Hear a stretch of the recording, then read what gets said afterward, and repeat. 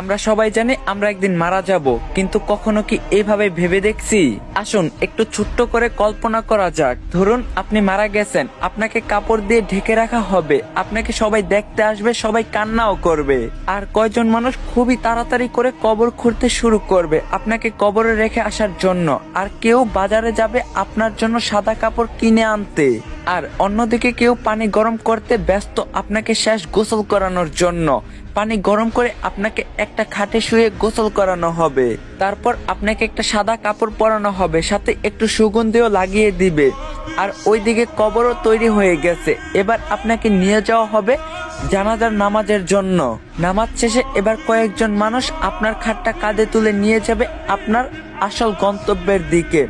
কবরে নিয়ে গিয়ে দুইজন মানুষ আপনার কবরে নেমে আপনাকে খুবই আস্তে করে কবরে শুইয়ে দিবে। সাদা কাফনে মোড়ানো আপনার লাশের বাঁধন খুলে দিবে আর আপনার মুখটা বের করে দিবে। তারপর তারা উঠে আসবে আপনাকে একা রেখে। তারপর আপনার কবরের উপর বাঁশ বিছানো হবে ঢেকে দেওয়ার জন্য। এবার সবাই আপনার কবরে মাটি দিচ্ছে আর চলে যাচ্ছে। আপনার উপরে বিছানো বাঁশের ফাঁকা দিয়ে আপনার উপর কিছু মাটিও পড়ছে।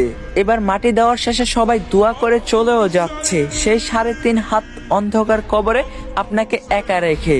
এই সব কিছু আপনি বুঝতেও পারছেন, দেখতেও পাচ্ছেন, আর হয়তো খুব চিৎকার করতেছেন, কিন্তু কেউ আপনার চিৎকার শুনতে পায় না, দেখতেও পায় না। এবার শুরু হবে আপনার দীর্ঘস্থায়ী কবরের জীবন। কিছুদিন পর ধীরে ধীরেই সবাই আপনাকে ভুলে যাবে, আপনজন বাড়ির লোক সবাই সুন্দর আনন্দে জীবন কাটাবে। সবকিছু ঠিক আগের মতোই চলবে, সব থাকবে, শুধু থাকবেন না আপনি।